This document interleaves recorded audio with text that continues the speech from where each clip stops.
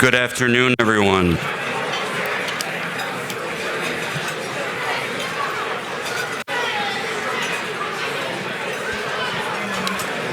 Thank you for your attention.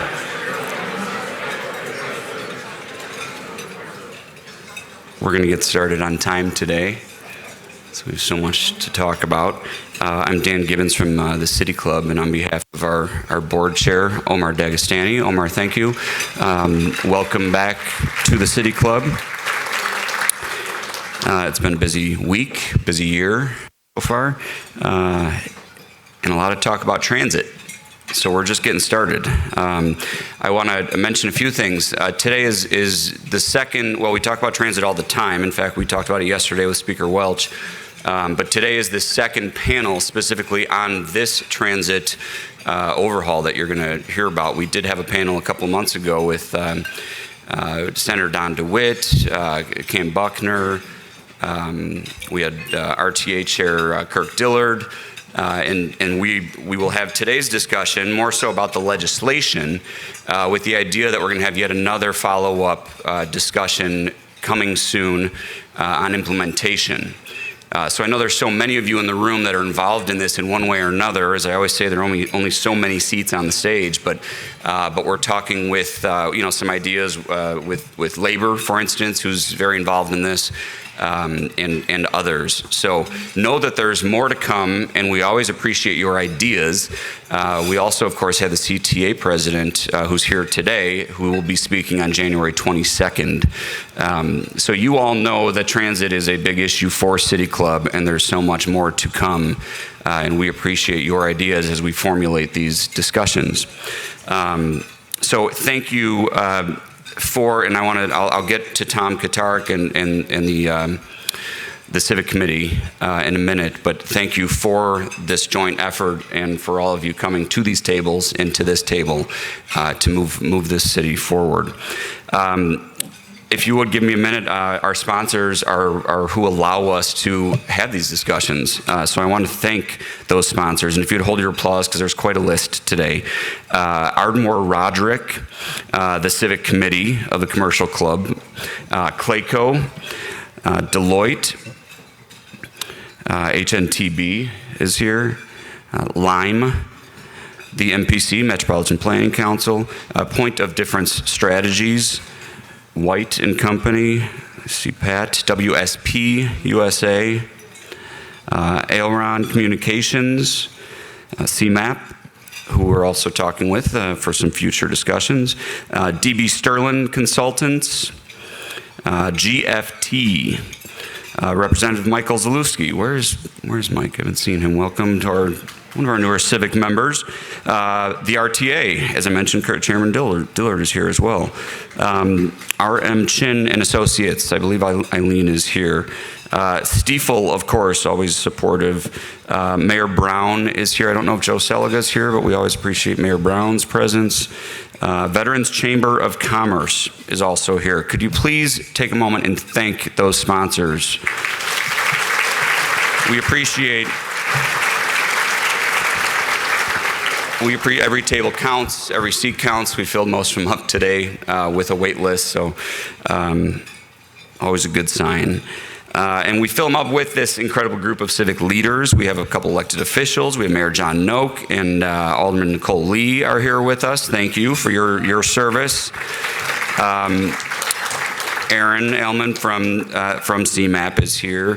Jamil Bousab is here. Mary Ellen Karen from After School Matters. Joan Coogan, a great public servant. Rachel Dame from American Airlines. They've been busy.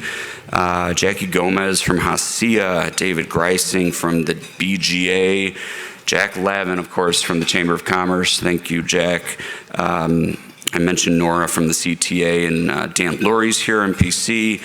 Anthony Pacenti, Tom Powers, we call some of these recovering public servants, as is Arnie Rivera, Rebecca Scheinfeld. Here we've got a whole category that just kind of fit into those who care so much about our city, that work for our city or for our state, and now they're working in their roles to still further the city and the state in their civic engagement and business. So thank you to those folks. Kathy Scher is here from Deloitte and Mike Segobiano. I mentioned Mike Zalewski. It's really a great, diverse group of people who are moving Chicago forward. So thank you for being here. Thank you for taking time out of your day to do this important work. And I mentioned briefly Tom Kotarec, and I'm gonna ask, Tom's gonna actually introduce our panelists, because there are a couple more elected officials that I didn't mention. So I'm gonna ask, as we get started here, I'm gonna ask Assistant Majority Leader, House Representatives Eva-Dina Delgado, Deputy Governor for Infrastructure, Bria Scudder, and Chair of the Illinois Senate Committee, Villivalam, to join us on this stage. And please welcome them along with Tom Kotarec to lead this discussion.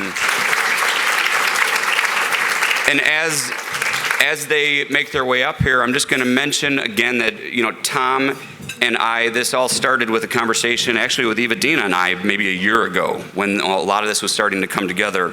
And then one by one, we all had a number of conversations. We at City Club very much appreciate our role in just sharing the stage and bringing these folks together. Tom was very instrumental in helping us figure out how to do this, how to do it in these different segments, so we hope you'll come back. We appreciate those partnerships, and I very much appreciate friendship and partnership of Tom Kotarec, who's going to lead our discussion today. I ask you if you have questions. We have a number of pre-submitted questions. I'll come back here a little later, but I may be able to get out into the audience if you have a question. So I'm going to hand it over to our good friend and from the Civic Committee of the Commercial Club of Chicago, Tom Kotarec. Thank you, Tom. Thank you.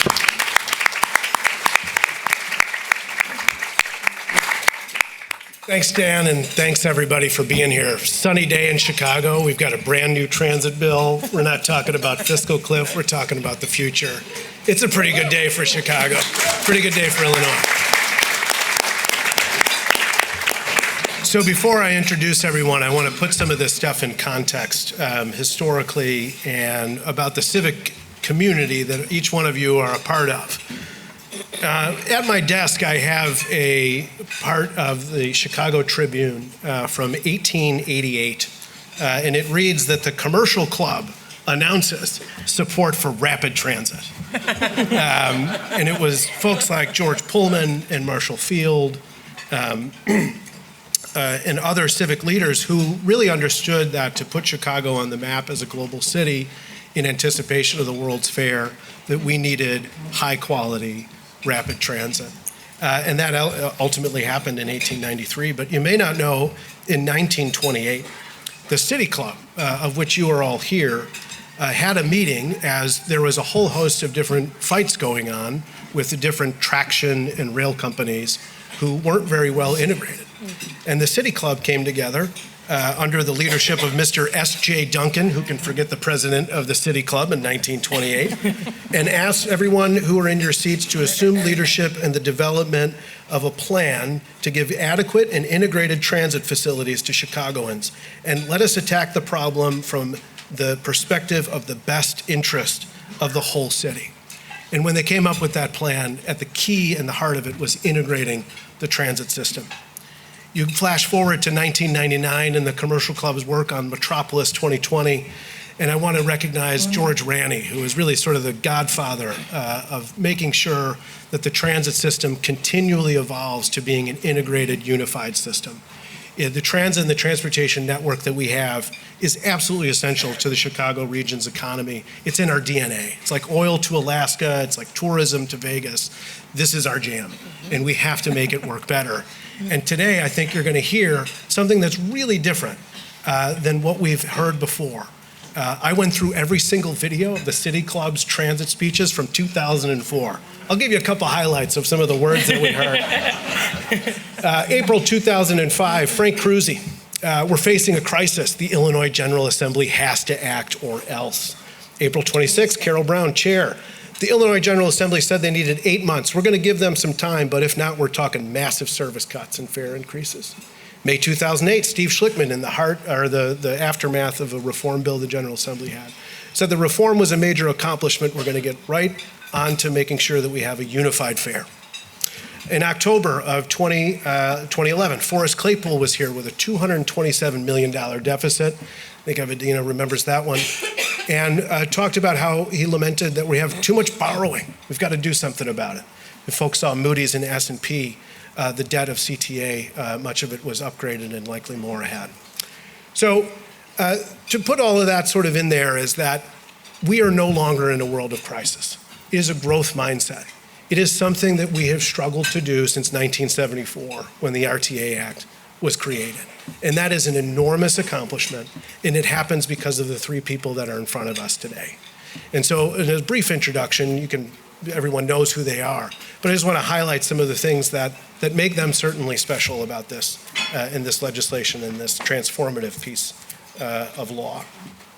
First, I'd like to recognize that, and I'll do this in the order of the bill passing. How about that? So, at Halloween at about 3 o'clock in the morning, Representative Delgado, whose nickname through the negotiations became Neva, as in never give up.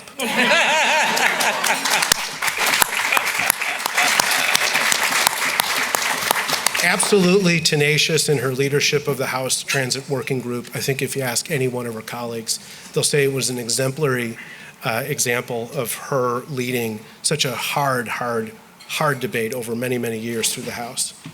And then sent that over to the Senate sometime around 5 o'clock in the morning to the chairman of the Transportation Committee. And I'll flash back to when you became chair back in January 2020 when you were appointed chair. You put out a press release and you said you're going to create and implement an open, transparent, and accountable process in which the Transportation Committee will operate. I'd say that you nailed it. 8 hearings, 40 plus hours across the region. It is another testament to how this was done the right way. This wasn't a closed door. This wasn't behind backdoor secret sort of negotiations, of which transit has a legendary past about.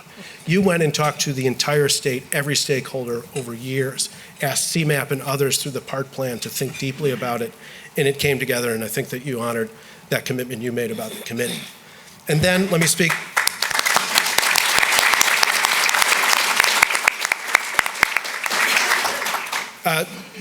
The non-elected official who you may not see as often, and I'm really, really excited that you're here, is the Deputy Governor for Governor J.B. Pritzker, who played an absolutely essential role in making this together. The leadership of the governor was essential from taking all of the hard work and getting it done and across the finish line. I've had the pleasure of working with every deputy governor who's handled infrastructure for the last 25 years, and I can tell you that Bria has the most deft political touch, the deepest understanding of policy, and does it without ever being flapped. And is something that we should all be proud of, that we have her leadership and the leadership of the governor in this issue.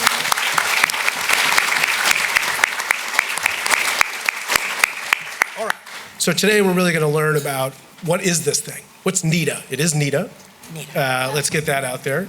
And what does it mean for us? How will it work? Answer some of your questions. Making sure that this is a success is absolutely one of the highest priorities. Everyone else is looking at us. Take, for example, in Philadelphia, where they went over their fiscal cliff. Lawsuits, cuts, uncertainty. Think about what that communicates to the business community. If you're thinking about moving and headquartering, think about you as a young worker. Where do I want to be? We now have built on our strongest asset. So I'll ask a question from each of you to start about the NETA legislation. From your perspective, what's the single most important part of the new law? And we'll start with Representative Delgado. Oh, thank you.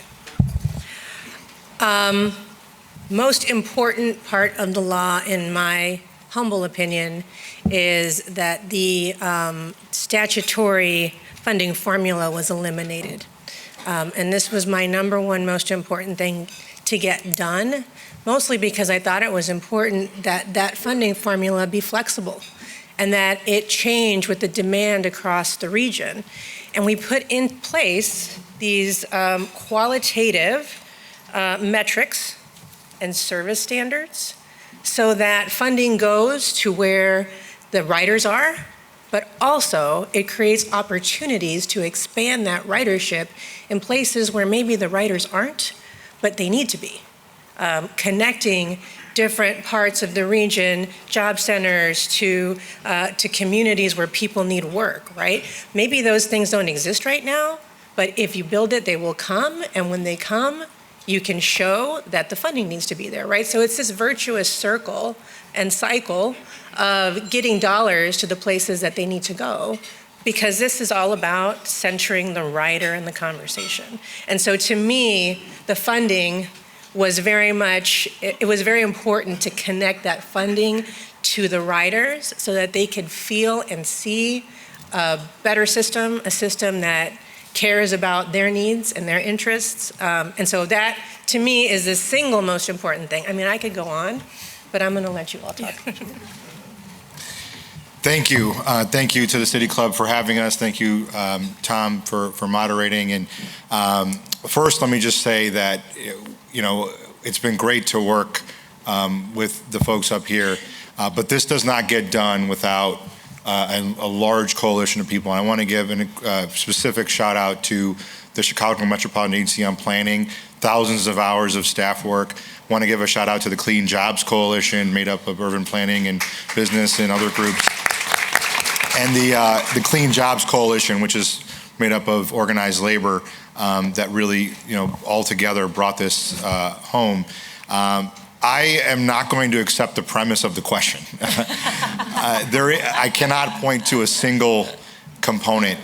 What I can say, though, is that reform and funding together, those two words were not just themes or mantras. They are embedded in this law on every page. And the reason I can't give you one single answer is because without the reform, we were not going to achieve the integration, the very specific strategy on safety, the accountability that residents and taxpayers who are paying into this, but also everyday riders are looking for. And then without the funding, we wouldn't be able to deliver on that, right? We need to admit what we need to admit, and this was one of the lowest states, 17 to 18% or something like that, in terms of funding for northeastern Illinois public transit. And so when we talk about what the most important parts are, I do go back to those mantras, those themes that are embedded in this law, because one without the other, or even one at a lesser extent, if we had just filled the fiscal cliff and not done the robust amount, then we would probably be back here and Tom would have another video to watch at 4 a.m. But really questioning his social life choices. But I appreciate his due diligence. He's going to say, you call me all the time and ask me questions. How else do you think I know the answers? But I think for me, it comes back to those two key tenets that are embedded in the law. Yeah, I'm going to echo that. I can't pick one thing. But I would say that riders expect frequent, reliable, safe service. And there isn't one thing here that we can point to make sure that we can, that was included in this bill. And so, you read throughout history a lot of, policies or changes that were made to meet that goal.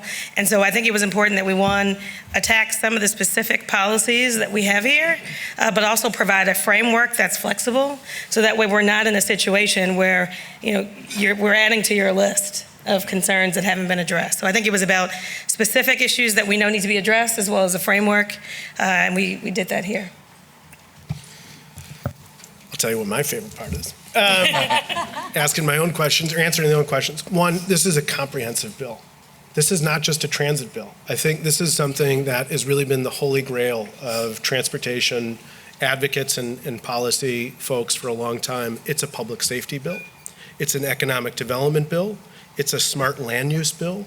It's a multimodal transportation bill. We expand intercity passenger rail, get Metra more in the business of providing that service.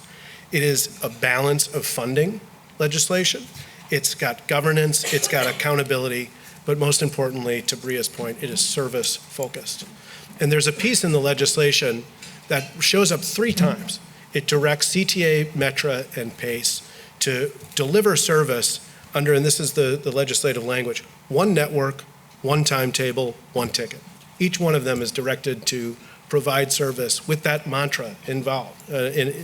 So really the question, and I'll start with Representative Delgado, is what does that mean? Where did that come from, and what does that mean from a rider perspective? One network, one timetable, one ticket.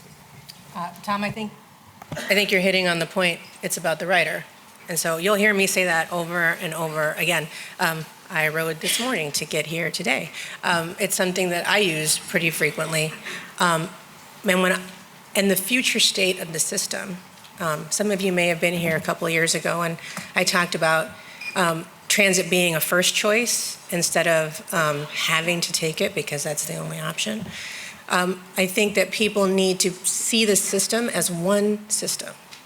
Right now, we have 3 service providers, and they operate very much in their own silos. And I know that they do communicate to each other, so I'm not saying that there's no communication, but the way that they operate to the public is very distinct, right? I'm a Metra rider, or I'm a CTA rider, or I'm a PACE rider. But if you're just a transit rider, you want that front-facing part of the system to be seamless. So when we talk about one system, one timetable, one ticket, that means for me as a rider, it doesn't matter what service provider I'm using, it's easy for me to use, and thus it's something that I might choose first. And if we start getting people out of their cars and onto transit, I think we're going to see a huge change in the way our region functions. So it's not just about transit, but transit is something that can impact all the other things that are happening in the region.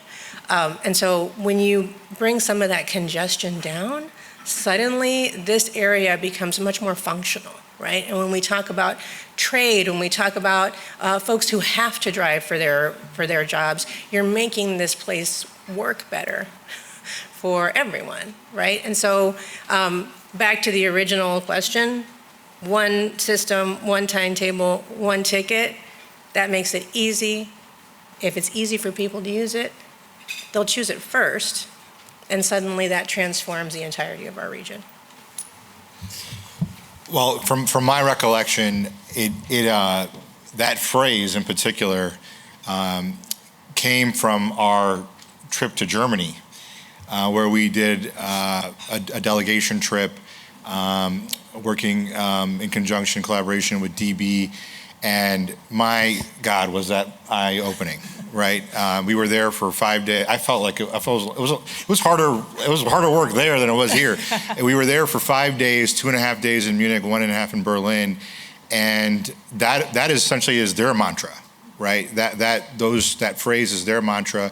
The statistics there are just so eye-opening. Munich has more cars per household than the Chicago area region does, but I think quadruple the annual public transit rides. So that talks about mindset, that talks about reliability, that talks about safety. Munich, I think, had 41 operators, and Berlin had 36 operators. So, you can imagine us being in all of that, right? And looking at how they're able to coordinate everything over one network, one timetable, one fare. And so, excuse me, when I think of that phrase, I think of our trip to Germany and the lessons that we learned. And I'll just note that when we started this process, I won't speak for them, but there was a lot of folks that were saying, these reform, principles, they're good in theory, they're good in principle, but there's no way this is happening. And I think when we went to Germany, we learned enough, and it's important to say that it's not that we wanted to copy everything identically from Germany, but we took the lessons back that I feel were important, and that's how we kind of had resolve to say, look, we can change the system from a governance standpoint, from who has the authority over fares, technology, public safety, so forth, accountability, and we need to fund it. And if we do that, we can achieve this timetable. To Representative Delgado's point, there are some riders that know and have quote unquote brand loyalty to CTA, Metra, or PACE, but most people, as the Senate President says sometimes, they just want to get from point A to point B. and they want to do it quickly, they want to do it reliably, they want to do it safely, and that's what matters, and that's what that mantra reminds me of, or phrase reminds me of. Every time I hear about the Germany trip, I get jealous. I wasn't able to make it. I'm missing our friend Cam. He at the bill signing had some really passionate messages about what it means for the mom, the student, the patient who needs to get to school, their appointments, and when you have to go across systems, it's our job to focus on them and make sure that we're making it easier. I remember when I was in my 20s and looking for work, one of the only jobs that I could find was in the suburbs, so I had to take a train, a bus, and pace, and having to navigate that from the south side of Chicago was going in the northern suburbs was always a challenge, and I'm not sure that we've done enough since then to improve that for riders, and so I think that's what it means to me, and that was our focus here. It definitely speaks to one of the many things that, the vision of the bill has is we're doing this right some years from now when that feeling is totally seamless. And again, another contrasting story in San Francisco and the Bay Area where they have north of 20 different operators. They're really at the part of just the part plan. They're studying, how do we do this? How do we do it together? And I think this really supercharges us getting to that point. We talked about riders, but I think another important stakeholder is workers. And, this bill is really addressed to making the workers of the system, well respected and to give them the tools that they need to operate the system in an exceptional way. So if any one of you would comment about what this bill means for workers. Well, it means everything. So obviously, there are public transit workers that are working in the system every single day. I think there's, 33 different unions that represent over 17,000 workers in the space. And, they were an incredibly important voice during this entire process. Their personal stories at committee hearings about what this means, what this job means for their livelihood, their family, and also what they deal with on a day-to-day basis, as a worker, whether it's safety, whether it's collecting fares, what improvements can be made. Why wouldn't we listen first to the people that do the job every single day? And so I think it's incredibly important to note that this legislation, first and foremost, avoided 3,000 at least pink slips going out to workers on public transit that work in public transit. And really provides them a huge relief and job security, right? As the fiscal cliff moved on, you're talking about workers bus operators, train conductors that were making decisions about, am I able to buy my child school supplies, right? That is a very real decision some of these folks were contemplating.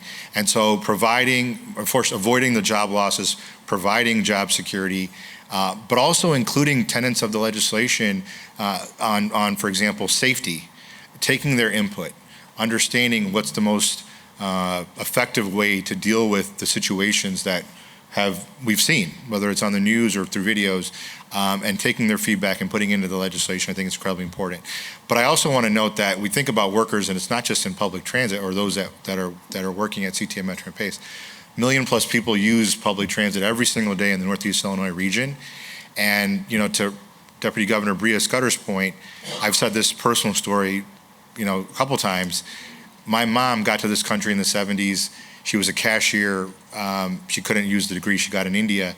She was able to take a CTA bus to go to NEIU at night to do her computer labs with my brother and sister. They're annoying today. They were absolutely annoying when they were younger. I've said it publicly before, so they won't be surprised. But the point is that CTA bus and bus operator made it possible for my mom to get a bachelor's degree and then have a 34-year career in government and in different roles in IT. And in some ways, most ways, responsible for where I am, right? And so we talk about workers, it's not just, the bus operator, trainer, which is incredibly important, but it's the people that use it every day.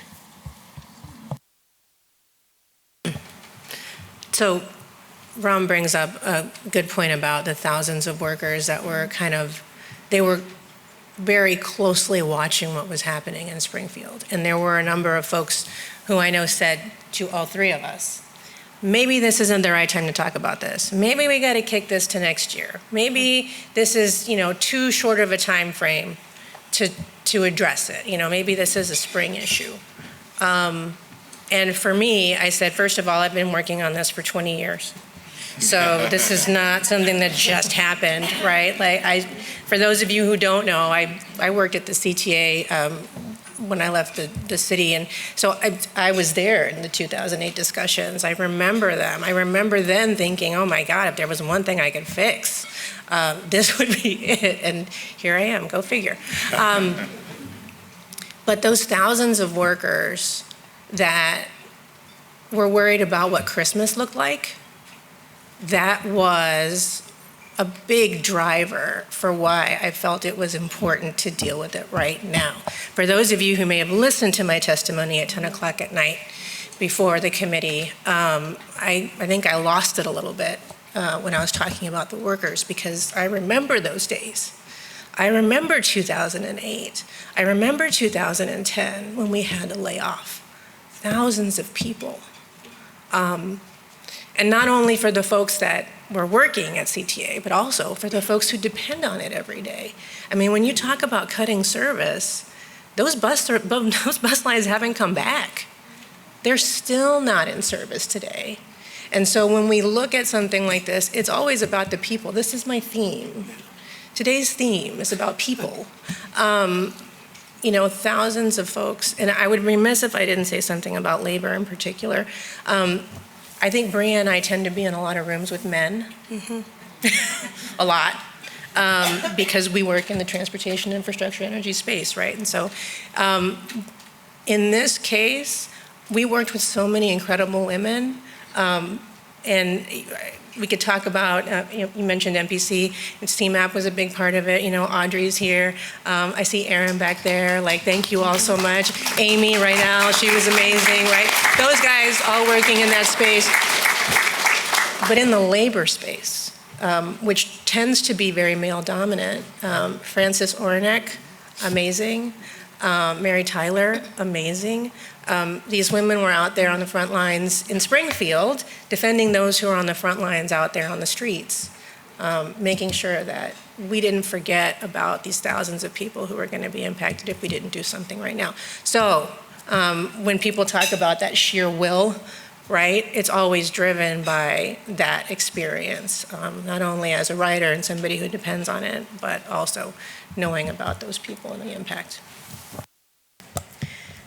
I'd have to, of course, echo the points about the workers. At the transit agencies, it was a core part or mission that we had to protect them in this process. And I also say, one thing we hear, whether it's from the transit agencies or just people who work in the city or surrounding areas of the region, is that safety was an issue. So safety was something that we talked about, that we prioritized for everyone that has to go to work every day. And so I think that was a key part of it, something we hear from, again, both workforce and businesses alike. So that was key. And I think Argonne said for every dollar that we put into transit, you get $13 back to the economy for the region. And so I think for all sorts of reasons, whether it's direct or indirect impact, we had to get this done this year. On that timeline, to talk a little bit about implementation, there is a lot of change that you have directed to the region and across the state, but the effective date is June 1st, at which point NETA is born and RTA goes away. First issue I've ever worked on, by the way, which at the end I get fired. So to my colleagues at the RTA board here, Dennis, Erica, Bill, and the chairman, I mention at every board meeting, we're going to turn into a pumpkin sometime between June and September. But that doesn't mean that the hard work of making sure that NETA is successful begins now and even before. From your perspective on implementation, what are the things that the transit agencies can be doing right now? What can the RTA be doing right now to make the vision that you've put into this legislation successful? So, I mean, well, I'd start by saying we are all focused. One thing about us is that we're passionate about this. The work didn't end when the bill passed. We've already talked about starting, as soon as now, to make sure that we're ready for when the bill goes into effect. So some of that is, from what I know, the law enforcement agencies, the transit agencies are already talking about what some of the safety issues are and how do we work together for the plan that's been laid out in NETA. So that's one thing. There's some clear deadlines here that says we have to have a safety plan. We have to have a plan for integrated fare. So those are some of the things that their deadlines set out. We're working on them now. And whether it's our office working with the legislature, as well as, of course, with IDOT, we're setting the framework for what's in the legislation so that we're prepared, we're hitting the ground running. So those are some of the things. And I think the low-hanging fruit are things I think people will see once we're able to have things like transit ambassadors. I know that in LA, they did a survey that said 60% of people who participated said they felt more safe when they saw them engaging on the transit system. So I think we thought about this from a rider perspective, we keep saying, and we also thought about it from an implementation perspective. So it's setting down timelines, it's making sure that there's accountability measures, and we're still here, at least for now, to make sure we're getting started and getting started on the right foot and working together as soon as possible. Well, Deputy Governor Scudder, I'm sure she was ready on Friday the 31st. I needed a day. I always maintain college and the legislature are the only two times I've done all-nighters. But I think that in terms of what the agencies should be preparing for, obviously the effective date is June 1st, but within every tenet or core issue, it being so vast, there are components that we would expect them to prepare for and move forward on. For example, on safety, I would argue there's nothing that prevents them in the legislation or otherwise from putting a messaging function on their apps that most easily, and if it needs modification, if they have one, it needs modification, allows for quick response times for when there is a safety issue, right? Now, granted, the safety issue is, again, all-encompassing. There's going to be a task force led by the Cook County Sheriff. There's going to be a new Office of Public Safety. There's going to be a council within that office that includes law enforcement and violence prevention organizations and social service groups. That being said, all of that, and some of those meetings can start and happen in the lead-up, and frankly should, because we're going to be working on a trailer bill, and if there needs to be discussions over the course of the next 5 months, we need to know what the information we should be looking at. But there are small pieces, right, like a messaging function on the apps that can happen relatively quickly, right? In terms of accountability, I think looking at the legislation, right, we implement service standards, performance metrics, looking at some of the other accountability mechanisms.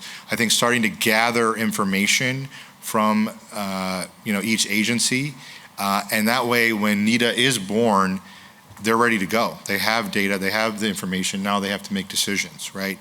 And I think last, what I would say is, in terms of the funding, right, starting to prioritize and looking at, okay, maybe these are some of the lines we can bring back from 2008, or maybe this doesn't make sense and we're actually going to innovate this way in terms of service.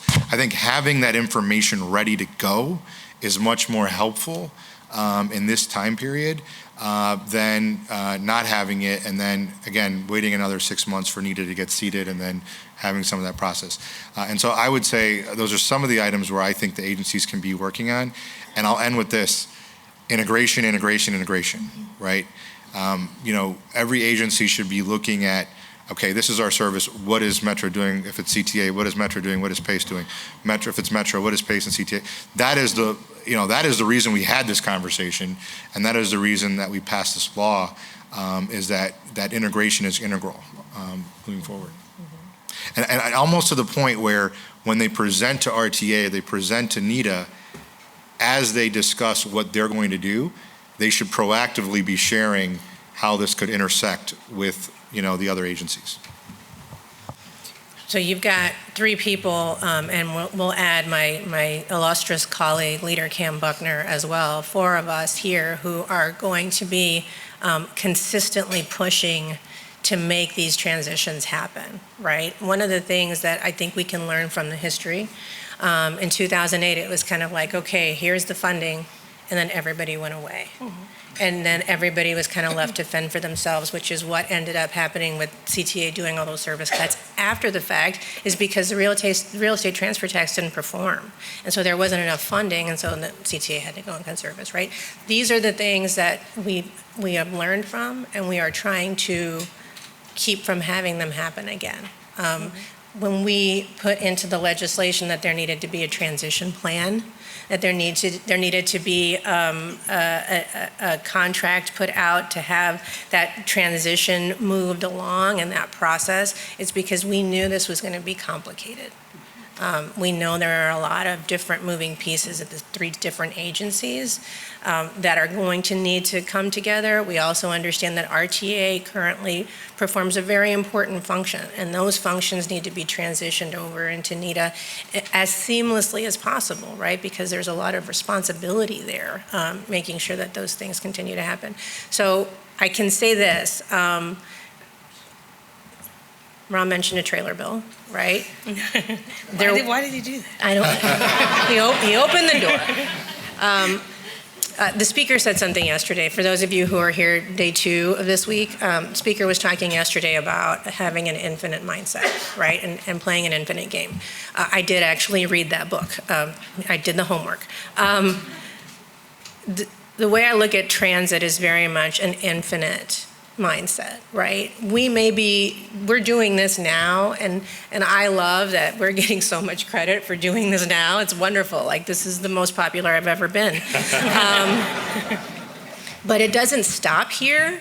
We have to continuously work on making this the best world-class system, not only in the country, but in the world. Just like we have to constantly work to make Illinois the place that people want to live and raise their children. We want to make Chicago, I represent Chicago, I want to make Chicago the #1 big city, not only in the country, but in the world. And the only way you can accomplish that is by continuously working on it. You can never stop. This is relentless. It's like parenting. Right? You just have to keep doing it every day. You get up in the morning and you push to make it happen. And I'm just very proud that I get to work not only with these people here at the table, but the other folks in the legislature that also believe in this infinite mindset. And I would be remiss if I did not say in this room that the Public Transit Working Group in the House put in, it probably equals, if not more, 40 hours, maybe more than that, the amount of time that we spent in a room talking about all these issues. And I wrote their names down because I would forget. But Leader Cam Buckner was my partner in crime, as I like to say. We still argue over who was Batman and who was Robin. But, we both, I think between the 2 of us, we put in a lot of brain hours on this. Representatives Avalar, Blair Sherlock, Canty, Will Davis, Deuter, Hansen, Barbara Hernandez, Wen, Manley, Mayfield, Moeller, Morris, Moylan, and yes, we had a Republican, Brad Stevens. Without their input and their efforts, we wouldn't be here right now either. And I know all of them are also chomping at the bit to come back and meet again because of this fabled trailer bill. I think Dan's coming up with questions, but one of these things on this infinite mindset, this is a really unique time in government and public service where it's a fresh start. And this is really a call to everyone in the room in the industry to think deeply about the capacity and the resources you have to make this successful. You may have an architect, an engineer, a former transit professional, a colleague internationally. Bring that to the table. There are enormous amounts of opportunity over the next 6 months, 12 months, year plus to re-question things that we have said for a long time, oh no, we can't do that. There's so many times just with having such a fiscal crisis over and over again, it's like, yeah, that'd be nice to do, but we can't. That's over. And now it's really going to be a question of prioritization of what the good things that we can do. That is so healthy and such a great story for us to tell, and that we're doubling down on our strength in transportation is something that, again, Chicago is sort of leading in a place where we should. Second, I know, Dan, you've got questions. If anybody else has more, please feel free to bring the hard ones. We do still have a few minutes. Make sure this thing works. Yep. I have some questions here, but does anybody in the room have one? And if you do, just raise your hand and I'll come and visit your table and you can ask it yourself. In the meantime, I'll start with a couple here that have been pre-submitted, and then we'll let you guys close out a little bit later. One was about AI, about technology innovation. This came from Joan Husin from the Greater Research and Advisory. As Illinois advances, how will governance and tech frameworks ensure interoperability, cybersecurity, and AI innovation while optimizing cost? Of course, we can answer that direct question, but I think artificial intelligence and innovation is going to very much play a role in all of this. Can we talk a little bit more about that? I think to Eva-Dina's point, if we're going to be a world-class city and we're going to continue to invest in our transportation system, our transit system, then we have to consider technology. It's hard to say specifically what tools we need, and I think we have a little bit of time and opportunity to figure that out. But making sure that we're prioritizing technology, it's a part of our conversations. It's something that we'll have to do, and of course, cybersecurity is a part of that as well. So I think we'll have an opportunity to lean on the expertise of NETA and the service boards to help with that. I think some of the exciting stuff that we're seeing in AI, I think that I would be surprised, frankly, if some of our service boards aren't already utilizing it. It may not be called AI in that way, but utilizing some of these large learning models to be able to take advantage of data and information that they have, right? One thing that I look forward to seeing as more integration happens related to ridership. So we, and actually it was Kirk Dillard who reminded me of this earlier. The New York MTA is now eliminating their Metro cards, right? So they are going entirely to this to be able to board the system. And we did that, we created that program back in 2009, 2010 with Ventra, right? We still have the Ventra card, but that very much, that's a contactless technology, right? But there is so much data that is captured through the Ventra card.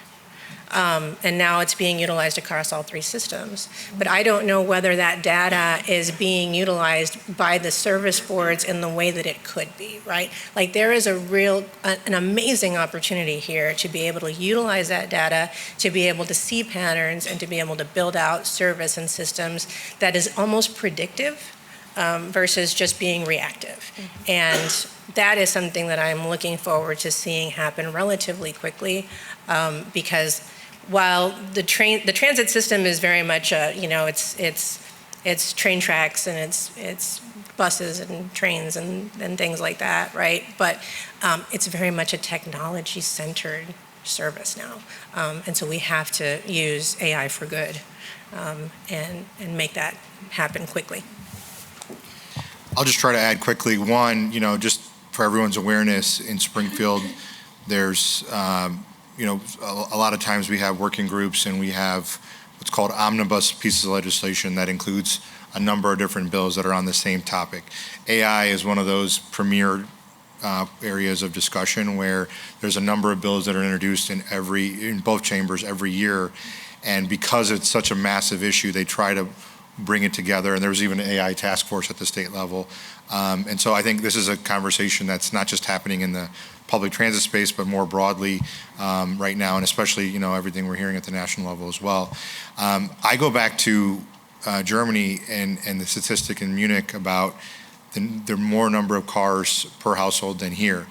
And the reason I bring that up is people in Munich are making a conscious choice to take public transit. It's a cultural shift that needs to occur here in order for us to get more riders, and I think we can all agree, we get more riders, we get more revenue for the system, and we get more safety. More riders on trains and buses means more safety. And I mention all of that because, to their points, if we can utilize data so that people, one, can just walk out their door and know how to get from point A to point B without thinking about their travel plans, that's incredibly important. And obviously, maximizing and being efficient with your travel time is another piece, right? So, my phone knows what I want. It tells me every day, and so if it does that for me, it could do. We can do that for our everyday riders, both people that rode before the pandemic, that haven't since, the people that ride today, and the people that have never ridden. Those are the three buckets that I explain our constituency in. That would be a very crucial role that AI can play. I would say, too, there are needs across the state. So we've talked a lot about the northern region, but we made investments to transit across the state. And so there are also particular investments in technology that need to be made there, too. So through some of the policies at IDOT and the investments, we're looking at technology both in the NEDA region and also throughout the state. I've got a question here. I'll ask Mary Ellen to introduce herself, please. Hi, I'm Mary Ellen Karen from After School Matters. And first of all, I just want to thank you. It's really important for those of us who work in social service agencies that the public transit really works. I guess I wanted to just make a comment. Teenagers right now are very different than probably anybody in this room. They don't celebrate the day they go get their driver's license. They don't care. And so we can seize an opportunity right now to really include them in this, because I think transit is going to be very different when they're the adults and the workers. And so I just ask you to make sure they're involved as we move forward with this. So thank you. I love that you said that. I spent a little time trying to follow some of the young people on social media that are transit enthusiasts, and that really makes me excited, and I look forward to getting feedback from them to know whether or not we've been successful. I think that's how we'll know is hearing what they say. And you mentioned some people on your staff. I have to mention Michael Lynch and Jonathan Garcia are two people that were on my team that are helped me better understand some of what you're describing, so thank you. I have a 17-year-old in my house, and I hear a lot from her about the shortcomings of the transit system. She is a Metra and CTA user, and so she will come home and report to me. I ride it a little bit less often than she does. She does it every day, right? But I think Mary Ellen, you're spot on, right? The young people, I still like to consider myself young, but the youth are really, they are the ones that are helping to build the future, right? And their involvement in these conversations is incredibly important. I know that the CTA, again, I'm a former CTA employee. I know a lot more about the CTA than some of the other agencies. But the CTA has a rider a committee of folks that provide them feedback, like the word is escaping me, an advisory board. Thank you, an advisory board. And they have a high school student who sits on that advisory board who's one of my constituents. And so he will report back to me about those conversations as well. And so kudos to the CTA for having done that, having brought young people's voices into the conversation to help provide that feedback. I'll just really briefly add, young people are absolutely involved with public transit. As someone that used public transit, the Brown Line, to get to high school, I can tell you that some of the statistics, we didn't get every statistic, but some of the statistics, and then people think it's just the city of Chicago, Evanston high schools, township high school students, over 80% of them get to their school by public transit. And so they are utilizing public transit. And we also included in the legislation youth that are in summer jobs get reduced fares, and that really is to remove a transit barrier, you know, for them to be able to access that opportunity without worrying about how to get there. And so I think we need to continue, and that's where everything runs together. They don't have necessarily some of the experiences that would deter them from using public transit. So they're actually a prime, group of people that we could entice to be regular riders. And then that also speaks to technology, right?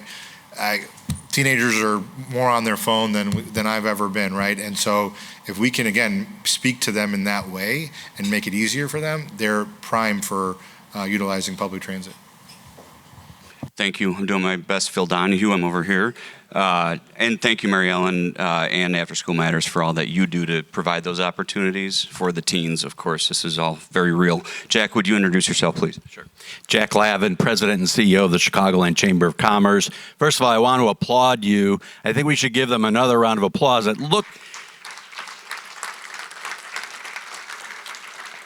They put so much time and effort into this bill, and at one point it looked like it was not going to happen. Nobody was happy. Maybe a great compromise bill is when everybody's not happy, but it's still a bill that works for everybody. And in order to have a business community that's going to grow, we need a world-class transit system. You guys put it together, and we're so thankful and grateful for what you did.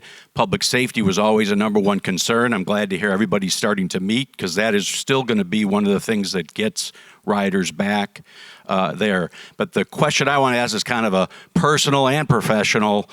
Tell me about paratransit, rider access, particularly rideshare programs. This is about the rider, the community of people with disabilities. One of the best things that happened were the rider access programs, and that was in the bill. It changed a few times, but this was really important to the disability community. And just maybe you could make a few comments about paratransit, how important that is, and how the bill ended up. Thank you. So I'll start by saying that the first question Tom asked, I had a couple of different items, but one of the very important pieces of this legislation is that there is a creation of an office that is dedicated to service for people with disabilities. And the reason I say that's important is because there has never been coordination across all three agencies on that particular topic. And while PACE serves the entirety of the region with paratransit, having accessible stations and vehicles is incredibly important. And again, CTA has their own process, PACE has their own process, and Metra, I don't even know if they have a group of folks dedicated to that, right? And so this is one way that we're creating some cohesion across all three systems. The folks who depend on transit, who are also people with disabilities, I think benefit tremendously from that, to be able to use mainline service, right? To be able to expand and create more connectivity for paratransit and also for the Rap and Tap program, which is what you're referencing, right? Being able to access rideshare programs. Again, that only works if there's mainline service being delivered in those areas. So if there is not a bus that runs through that portion of McHenry County, there is not paratransit service. And so again, this is all connected, and it's important for us to be able to build out that system so that those services can continue to grow, which is why having one office that is housed in NEDA across the entirety of all three agencies, I think is going to be transformative to the service that's available. I think I would add quickly that, again, tying the funding to service standards brings us back to that, and making sure that we took their feedback at the table. So whether it was through advocates, us reaching out, we made sure that they were part of the conversation. If we can keep this very quick, I'd like to fit one more question in, please. So John Trotta with WSP, Senior Vice President there. I'll be very brief. I was going to ask a question about development, but hats off to the legislature and Governor Pritzker, because we were facing a fiscal cliff in every area of the state. And the work you have done and Governor Pritzker has done is quite amazing. So thank you so much for that.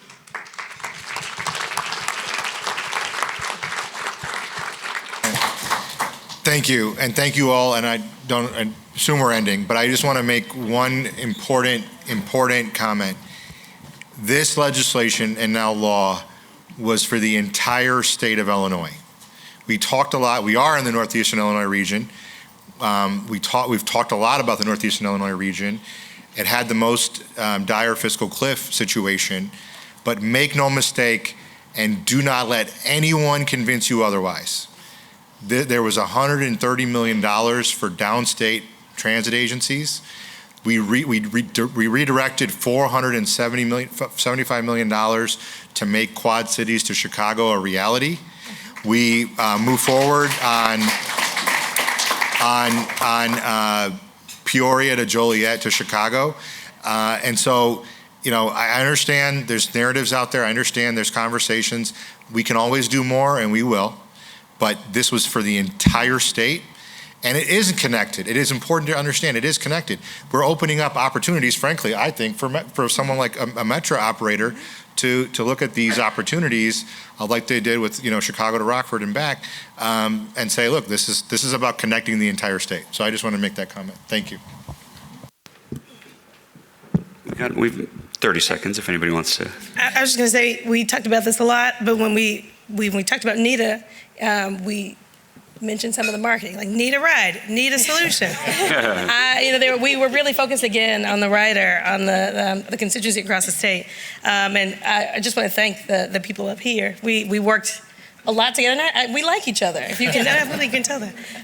We spent a lot of time together. We spent a lot of time together. Thank you. I will close by ditto to that. The team that has worked on this just really, truly believes, they're true believers in this issue. And so it's been a pleasure to have these conversations. I also want to mention the staff that helped make this possible, particularly on the House side. I think sometimes, we're the ones that are sitting up here, but it's often those hours of staff time that really makes things come together, drafting legislation and drafting language, and trying to get it as tight as possible so we don't need to have trailer bills, but 1,000 pages, it happens, right? But I want to thank Marco Mendez, who is here. He's my chief of staff. Where are you, Marco? Back there. I want to thank Sakti Kumar, Dorothy Reinhardt, and Eric Halverson, who are on the House staff. They put in innumerable hours doing research, drafting language, answering questions, and creating a shared drive, which was super fun for me to try to explain to some of my colleagues how to use that. So it was great. It was great. So thank you. Before we end, I want to make sure I say thank you. I don't want to get in trouble, so I'm also going to thank both the Senate Transportation Committee members. I don't have their names by hearted, so but they were on this journey for 3 years, and from the committee really represents the geographies of the entire state, and that's what made it so powerful. And then I also want to thank my staff in Springfield, Maddie and Savannah, but also Vitan, my chief of staff's in the audience as well. But we got it done together, and I think, to the points that have been made, I think it's incumbent not just upon us up here, but all of us to make sure that what's in the legislation and law comes to fruition, right? Because there's just too many people counting on it, and so that's the vigilance that we all need and collaboration we all need moving forward. Thank you. Great. Okay. We need more time to talk about this. That's a really bad dad joke. But we will be back. Thank you, Senator Villivalam. Thank you, Representative Delgado, Deputy Governor Scudder, and Tom. Tom especially, thank you for pulling a lot of this together. This is where the rubbers meet the road, the steel's meeting the rail. It's about families, it's education, economy. You all heard it today, and it's wildly important. And thanks to that historical context. My little guys like trains and they like YouTube, and I hope you all realize that in 20-some years, a lot of our children will be watching these videos, and you're all making history today. Because today, it's years in the making, a lot more to come, but this is historic. This is monumental. Thank you for sharing it at City Club. Thank you all for doing all of your parts in this and in the future work. There's a lot more to come. There's more to come tomorrow. If you were here yesterday, we'll try to switch up the menu for tomorrow. I won't go through all the programs, but you all have this by your seat, and it's a new little QR code. You can check out all the programs. Many of them are sold out. We always hold some seats for members. I mean, talk about transit. We've got Nora Learson. We've got Gia Biaggi from IDOT. We've got Mike McMurray from Aviation. Of course, Tony Preckwinkle. This is all in January. So there's a lot more to come, but then there's so many other great programs that are not necessarily transit related that I think you all will appreciate as well. So please check those programs out. Come back. Continue to support this great work that these great public servants are doing. And again, thank you for sharing this all with and at the City Club of Chicago. Have a great day.